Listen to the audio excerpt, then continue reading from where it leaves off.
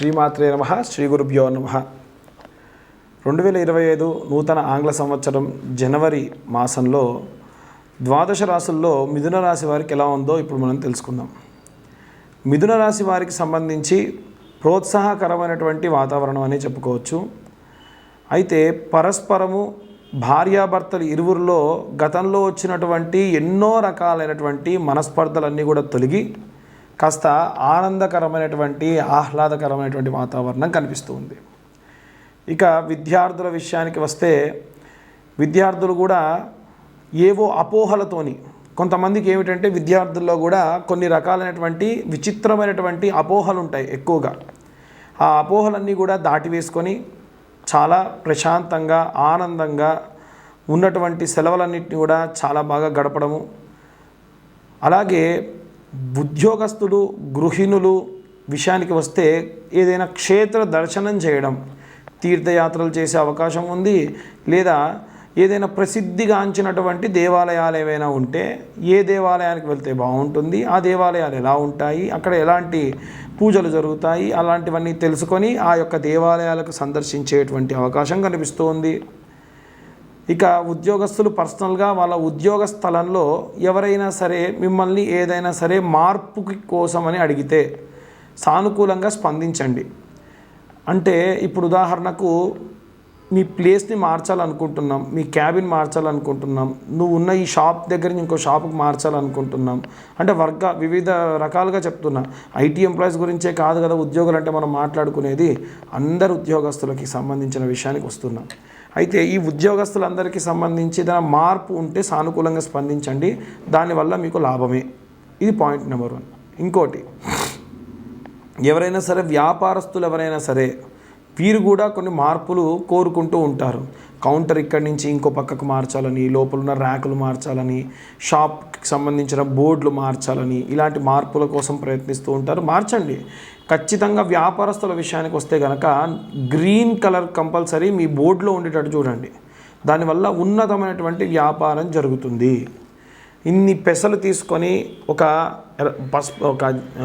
Green colour jacket బట్టలో వేసి ముడిగట్టి మీ బయట గుమ్మడికాయతో సహా దానికి కట్టేసేయండి. దానివల్ల కూడా మంచి వ్యాపారాభివృద్ధి కలుగుతుంది.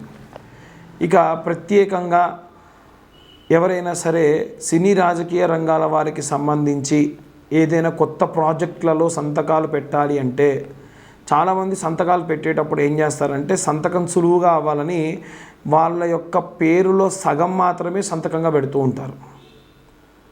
రాజకీయాల్లో వాళ్ళని చాలామందిని చూసాము. కొన్ని మార్పులు కూడా మేము చెప్పడం జరిగింది సినీ రంగాల వారికి సంబంధించి, రాజకీయ రంగాల వారికి సంబంధించి.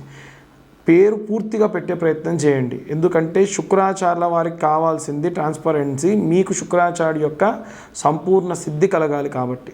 ఇక విదేశాలకు వెళ్ళాలి, కోర్టు కేసుల్లో ఉన్న వాళ్ళు బుధాదిత్య యోగం అనేది వస్తుంది. ఇప్పుడు ఈ బుధాదిత్య యోగం వల్ల అన్ని రంగాల వారికి, ద్వాదశ రాశుల వారికి, ప్రత్యేకంగా ఈ రాశి వారికి కూడా ఎలా ఉండబోతుంది, ఎలాంటి రెమెడీస్ పాటించాలి అనే విషయాన్ని ఇప్పుడు మనం తెలుసుకుందాం. ఇప్పుడు నేను చెప్పే వీడియో ద్వాదశ రాశులకి 12 రాశులకి కూడా ఎండింగ్లో వేసుకోండి. 2025 నూతన ఆంగ్ల సంవత్సరం జనవరి మాసం నందు బుధాదిత్య యోగం రానుంది. ఈ బుధాదిత్య యోగము అంటే బుధుడు సూర్యుడు కలిసి ఉండడం వల్ల మన ద్వాదశ రాశులకి, ఈ ఒక్క రాశి వారికి కాకుండా 12 రాశుల వారికి కూడా చాలా చాలా అనుకూలంగా ఉండబోతుందని మనం చెప్పవచ్చు. అయితే సాధారణంగా తెలిసినంత వరకు ప్రతి ఒక్క జ్యోతిష్యులు చెప్పేది ఏమిటంటే ఒక 4 రాశుల వారికే బాగుంది, సింహరాశికి, అలాగే కన్యారాశికి, తులారాశి వారికి, వృశ్చిక రాశి వారికి బాగుంది, ఇతరత్ర ఇంకెవరికి కూడా అంత యోగదాయకం కాదు అంటూ ఉన్నారు. కానీ అలా కాదు. యోగం ఉన్న సమయంలో మనం దానికి తగ్గటువంటి పూజాధిక్రతువులు, చిన్న చిన్న మార్పులు, చిన్న చిన్న రెమెడీస్ చేసుకోవడం వల్ల అత్యుత్తమమైనటువంటి ఫలితాలు మీరు పొందవచ్చు. అయితే ఏమేం చెయ్యాలి, ఎలాంటి ప్రతిఫలాలు పొందొచ్చు అంటే విద్యార్థులు కానీ, గృహిణులు కానీ, వ్యాపారస్తులు కానీ, ఉద్యోగస్తులు కానీ, ఏదైనా సరే కార్మిక రంగంలో ఉన్నటువంటి వారు కానీ, లేదా ఎవరైనా సరే సినీ రాజకీయ రంగాల్లో ఉన్నవారు కానీ, విదేశాలకు ప్రయాణం అవ్వాలనుకుంటున్న వాళ్ళు, విదేశాల్లో ఉద్యోగం చేయాలనుకుంటున్న వాళ్ళు, విదేశాల్లో చదువుకోవాలనుకునేటువంటి వాళ్ళు, కోర్టు కేసులతో ఇబ్బంది పడుతున్న వాళ్ళు, ఎవరైనా సరే ఈ బుధాదిత్య యోగాన్ని సఫలీకృతం చేసుకోవచ్చు. ఎలా చేసుకోవాలండి అంటే చాలా చాలా చాలా ఉత్తమమైనటువంటి మార్గం ఏమిటి అంటే ఆరాధన పూర్వకంగా చేసేటువంటి మార్గము. దీంట్లో విద్యార్థులందరూ కూడా చేయవలసింది ఏమిటి అంటే దత్తాత్రేయ స్వామి వారి యొక్క మంత్రాన్ని పఠనం చేయండి. అంటే దత్తాత్రేయ స్వామి వారి మంత్రం ఏమిటంటే దిగంబరాయ విద్మహే పాంచజన్యాయ ధీమహి తన్నో దత్త ప్రచోదయాత్. ఏ మంత్రం అండి అంటే దిగంబరాయ విద్మహే పాంచజన్యాయ ధీమహి తన్నో దత్త ప్రచోదయాత్ అనేటువంటి మంత్రాన్ని విద్యార్థులందరూ కూడా పఠనం చేయండి. ఇక ఆడవారికి ప్రత్యేకంగా చెప్పేటువంటి ఒక మంత్రం ఏమిటి అంటే ఒకే ఒక్క మంత్రం, అయితే బీజాక్షరాలు చదవకూడదు. చాలా వరకు ఏంటంటే అందరూ బీజాక్షరాలు చదువుతారు, బీజాక్షరాలు అందరూ చదవకూడదు అంటారు. ఒకే ఒక్క బీజాక్షరాన్ని పఠనం చేయడం దోషం కాదు, మల్టిపుల్గా చదువుతారు కొంతమంది.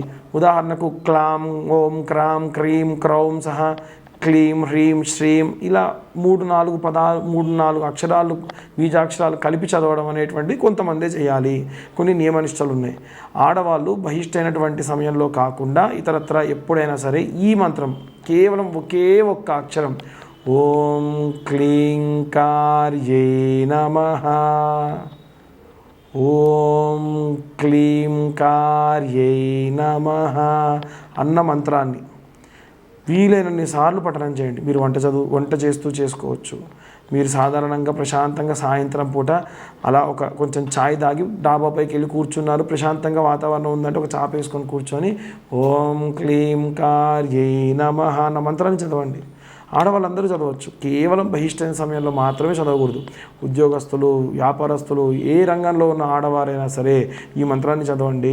చాలా చాలా చాలా ఉత్తమమైనటువంటి ప్రతిఫలం దక్కుతుంది. అలా ఎలా చదువుతారండి ఆడవాళ్ళు బీజాక్షరాన్ని అంటే పేర్లు పెట్టుకోవచ్చే మనం. పేర్లు పెట్టుకోవడానికి లేని దోషము మంత్రం చదవడానికి ఎక్కడదండి. కాబట్టి ఎటువంటి తప్పు లేదు. అసలు మీరు పూజ చేసేదేమో శ్రీమూర్తి దేవతలనా, కానీ మంత్రం మాత్రం ఆడవాళ్ళు చదవకూడదా? ఎక్కడ న్యాయం? ఎక్కడా లేదు. ఆడవాళ్ళు బ్రహ్మాండంగా చదవచ్చు.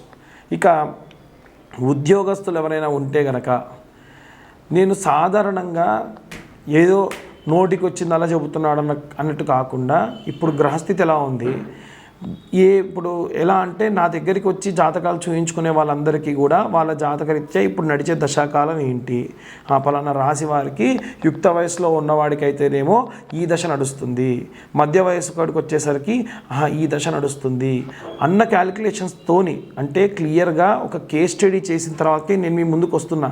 చాలామంది అడుగుతూ ఉంటారు, ఎలా చెప్తారండి మీరు అలా మాస ఫలితాలు, అలా రాశి ఫలాలు ఎలా చెప్తారు, అలా చెప్పకూడదు కదా అంటే దానికి ఒక నిర్దిష్టమైనటువంటి కొలమానంతోనే చెబుతున్నాను, మళ్ళీ చెబుతున్నా. అలా ఉద్యోగస్తులందరూ కూడా చదవవలసినటువంటి మంత్రం ఏమిటి అనంటే ఓం గురు అరిష్టేతు సంప్రాప్తే గురు పూజాంచకారయేత్ గురుధ్యాన్నం ప్రవక్ష్యామి పుత్రపీడోపశాంతయే అనే మంత్రాన్ని చదవండి. ఇక మనకి గురు స్తోత్రము అని ఉంటుంది. ఇది విద్యార్థులు కానీ లేదా ఉద్యోగస్తులు కానీ ఈ యొక్క గురు స్తోత్రాన్ని చదవడం చాలా మంచిది. ఆదిశంకరాచార్యులు ఈ యొక్క గురు స్తోత్రాన్ని రచించడం జరిగింది. అయితే ఈ గురు స్తోత్రము చదువుతున్నా వింటున్నా చాలా ప్రశాంతత మీకు లభిస్తుంది. దానివల్ల మానసికమైనటువంటి ఒత్తిడి అనేటువంటిది లోను కాకుండా ఉంటారు.